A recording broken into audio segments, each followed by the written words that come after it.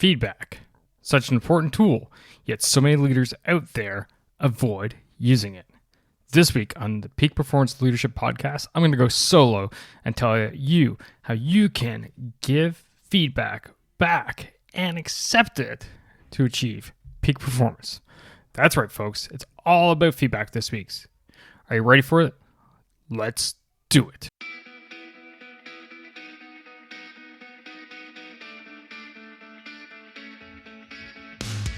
Welcome one, welcome all to the Peak Performance Leadership Podcast, a weekly podcast series dedicated to helping you hit peak performance across the three domains of leadership. Those being leading yourself, leading your team, and leading your organization. This podcast couples my 20 years of military experience as a senior Canadian Army officer with world-class guests to bring you the most complete podcast of leadership going. And for more, feel free to check out our website at movingforwardleadership.com. And with that, let's get to the show.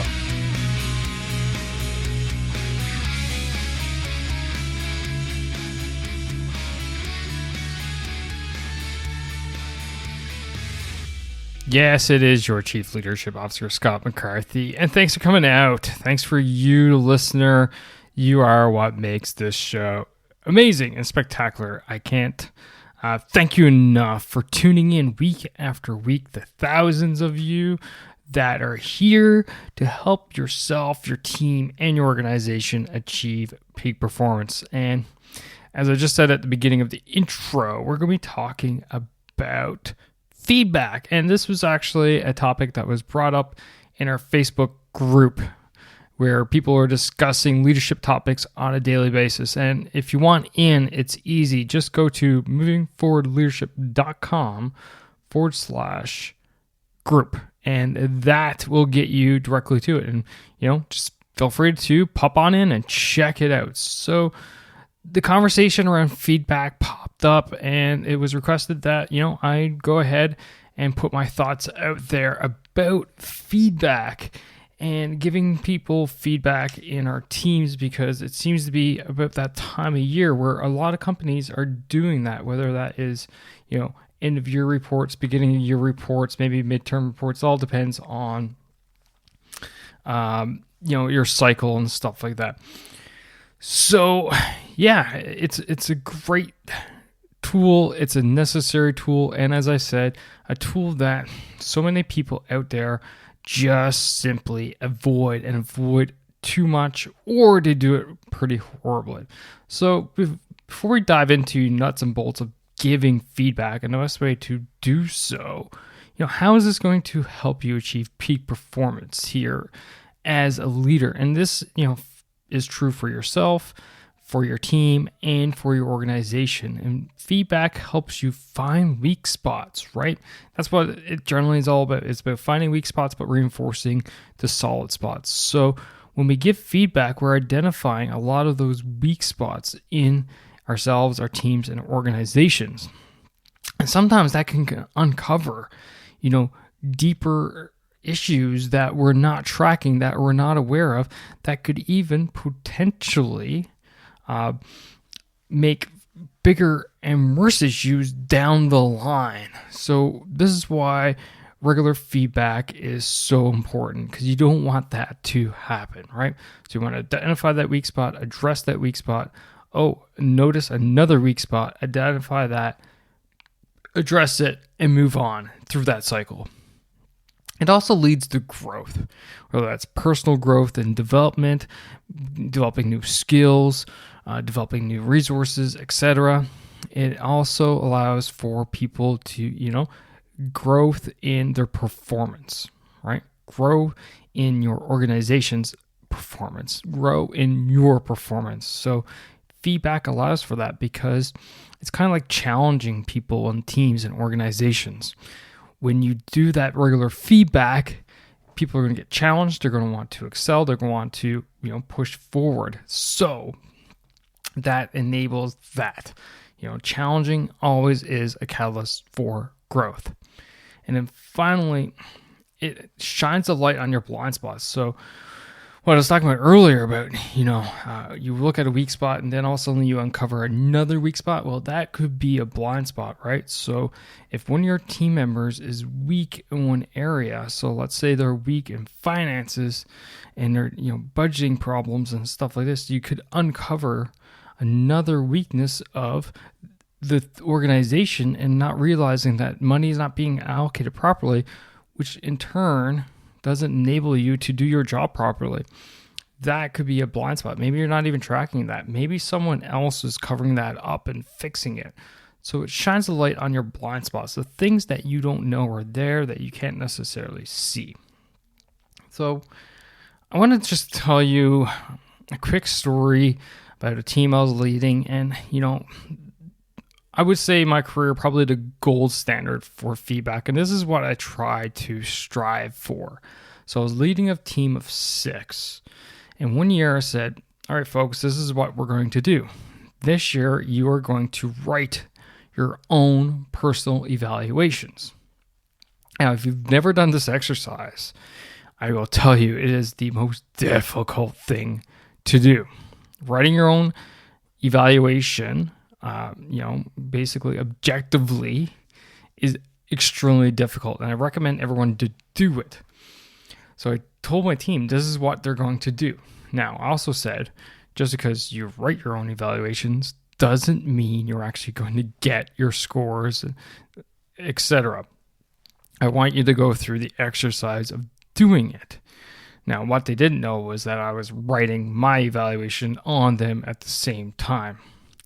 So when feedback time came, debriefing time came, I brought them in one by one. And I had a copy of the evaluation that they wrote for themselves. I wrote on the top of it theirs, or something to that effect. And then I showed them the one I had wrote for them, the official one. And I would tell you that those two documents were almost identical. They were extremely close in all of their scoring. Super small variance. So what does that say? It says that the feedback cycle that I was giving them was routine enough that they knew what I thought of their performance in the various different areas, and they were making adjustments on the fly throughout the year to address the little areas where they needed to improve. And basically, they understood exactly where I saw them performance-wise, and they were able to replicate that on paper in doing this exercise. That, to me, is the gold standard I try to strive for year after year, year in, year out. And now this goes back to next topic of, what are the different types of feedback out there? So think of the gold standard now. Think of the different types. And I really boil it down to 2 different types, which I call routine feedback and situational feedback. So routine feedback is that, kind of more mandated feedback. The feedback where, you do your beginning of year interview with them, outlining expectations, goals, et cetera, et cetera. The mid-year review of where they're at, and then, final year debrief per se. Okay. That is really your routine feedback. And that is super important. It's formalized. It should be part of your company. And some companies, they do beginning of year, end of year. Some companies do quarterly. Whatever your organization has set, run with it. Now, if your organization doesn't have anything like that set up, this is a gaping hole. And this does need to be addressed, because no matter what type of company, organization you work for, people need routine feedback. They need to know what expectations there are of them. They need to know what the end result looks like, and they need to be, tweaked along the road. So head up that routine feedback, and you need help with that, feel free to reach out to me. The next type of feedback is, I would argue, probably even more important than routine feedback, and that's situational feedback. This is the feedback you give to your people day in, day out. after that meeting, after a project, after whatever event transpired, you give them feedback like, hey, I like how you handled that situation, or I really liked how you ran this meeting this way, etc., etc. Giving people these basic little bits of feedback day in, day out enables everyone to, do those minor course adjustments throughout the year so that basically the ship doesn't go astray, right? When you're thinking of performance through the year is kind of like a plane going across the Atlantic. If it's 1 degree off bearing flying from Toronto to London Heathrow, it's going to end up in like Spain or Germany, right? But if the pilot course corrects right off the beginning and then makes the minor adjustments through the 5-hour flight, 6-hour flight, whatever it is, to get from Toronto to London Heathrow Airport, they'll land there properly. And that's what you're aiming for. Now, it's not the halfway through the flight, oh crap, we got to make this major adjustment and then forget about it. No, it's the minor adjustments throughout the flight that gets the pilot and the plane and the passengers to the destination. So this is why I say situational feedback is actually more important than the routine. The routine provides the structure. The situational feedback provides the minor adjustments along the way.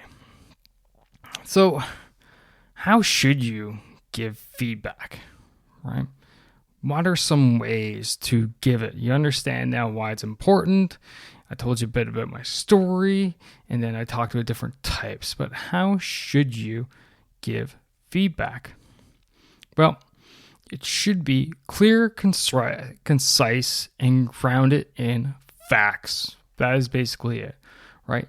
You need to enable your people to follow you through your thought process of your feedback. And if it's not clear, if you're wavy about it, and you're like, well, the time that really blah, blah, blah. No, that doesn't bring clarity and doesn't enable people to follow your train of thought.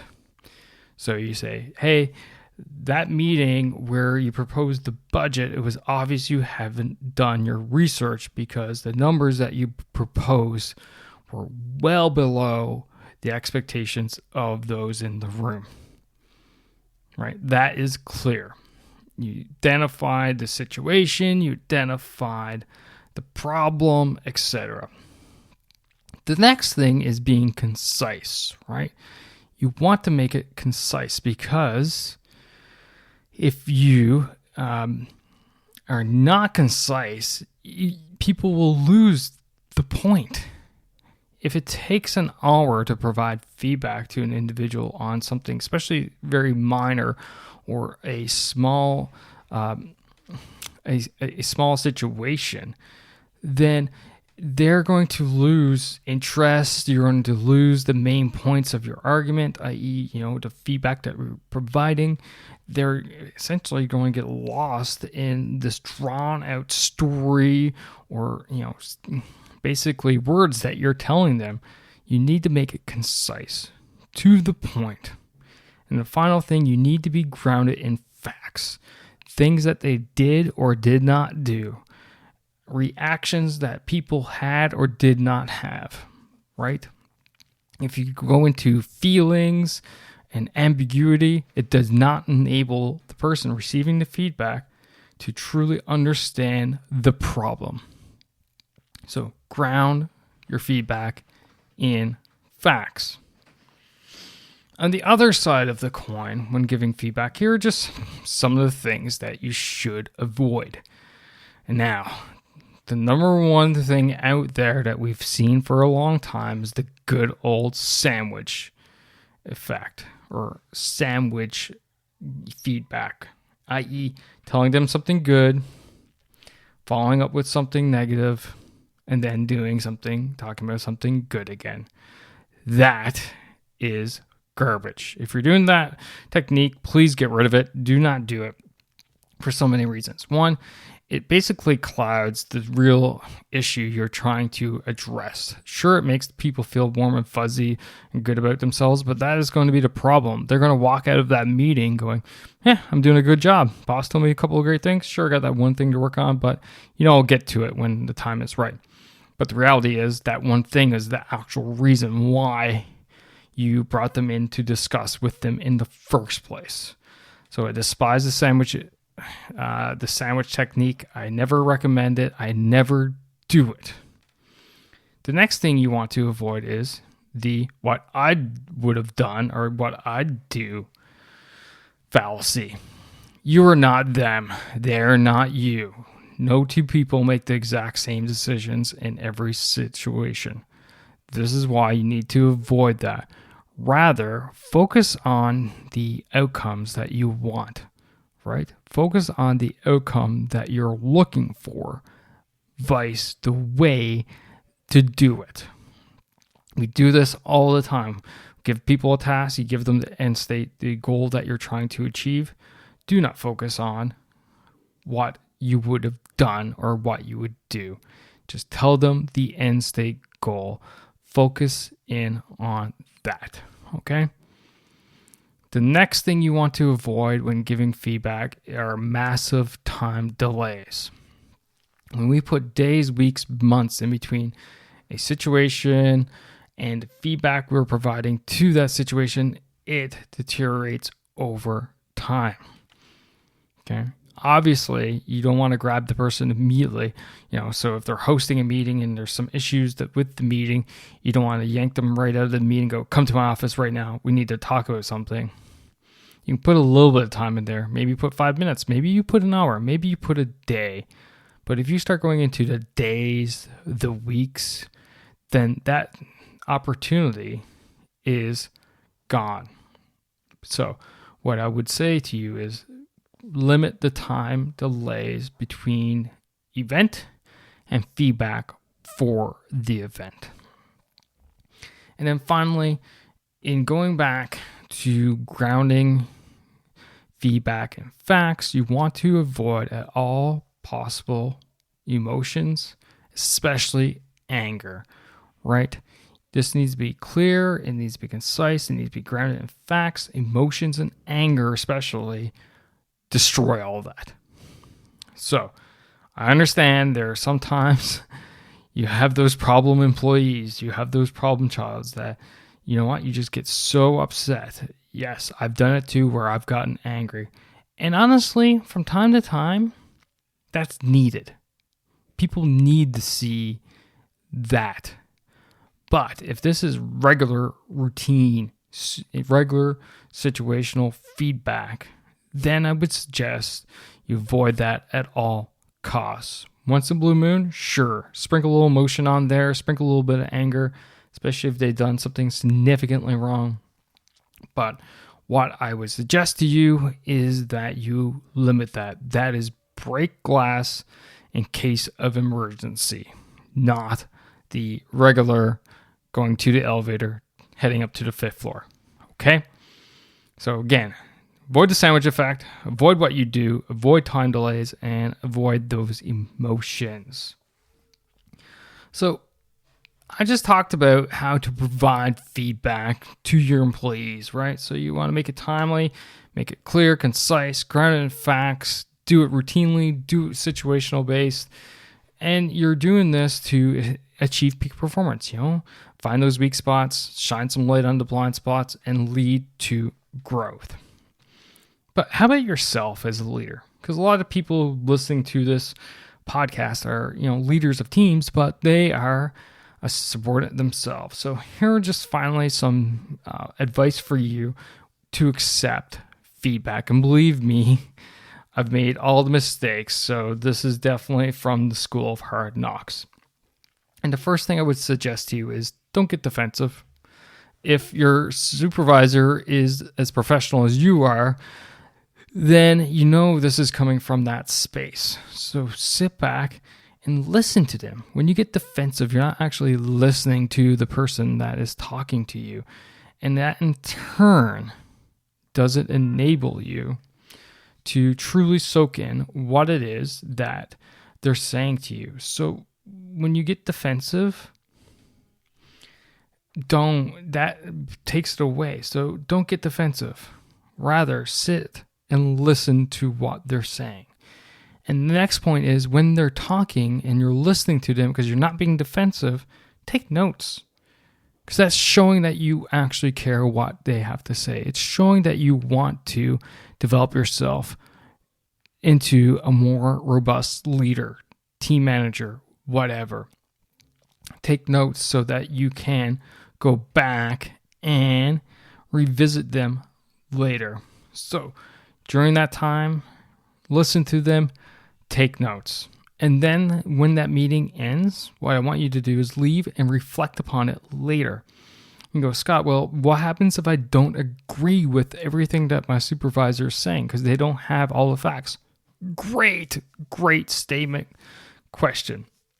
That's why you're going to reflect upon it and you're going to make your own notes. And if there's something that really sticks out to you that you really need to defend or make inform them of it, you're going to do that in the follow-up meeting. You're going to do a follow-up meeting with your supervisor about the feedback that you received to, one, defend anything you feel strongly that need to be defended. Maybe you need to seek some clarification on something that they said. You took the notes, right? You're going to have that follow-up meeting for these things, but you're also going to have it for the next point, and that is developing a plan to achieve what it is they're looking to achieve, where you're trying to improve. Without a plan, you're going to go nowhere. And this template of accepting feedback is a great way to do it with your subordinates as well. You can set them up so that you say, hey, don't get defensive when they get defensive. Listen to me right now. You will have your opportunity later. Listen to me. Please take notes. Don't have a notepad and pen? Here you go. Use mine. Okay? Now, we're done this. What I want you to do is go back, reflect upon everything I've said, and we're going to do a follow-up meeting next week at 3 p.m. on Tuesday. And then you can come back with either your counter arguments or if you need clarification, et cetera, et cetera. And then finally, develop a plan with your subordinate. Exact same framework works for both yourself and your subordinates. And the reality is, it should work, and that should be uniform right through your organization. So, ladies and gentlemen, that is this week's podcast. I hope you enjoyed it. It's all about feedback, why it's important, how it can help you, what it should be, what it shouldn't be, the different types, and then finally, the framework of properly accepting and giving feedback. If you got anything you would like to hear on the podcast, don't be shy. Reach out to me, scott@movingforwardleadership.com. And again, check us out. Check out the Facebook group. And if there's anything I can help you with on your leadership journey, don't be shy. All right, take care. And remember, as always, lead, don't boss.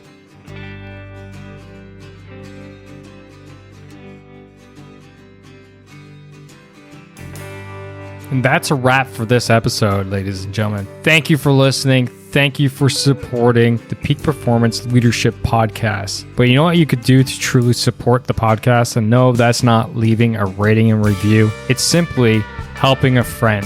And that is helping a friend by sharing this episode with them if you think this would resonate with them and help them elevate their performance level, whether that's within themselves, their teams, or their organization. So do that. Help me, help a friend. Win-win all around, and hey, you look like a great friend at the same time. So just hit that little share button on your app, and then feel free to fire this episode to anyone that you feel would benefit from it. Finally, there's always more. There's always more lessons around being the highest performing leader that you can possibly be, whether that's for yourself, your team, or your organization. So why don't you subscribe? Subscribe to the show via movingforwardleadership.com. leadingwithjeff.com/subscribe. And until next time, lead, don't boss, and thanks for coming out. Take care now.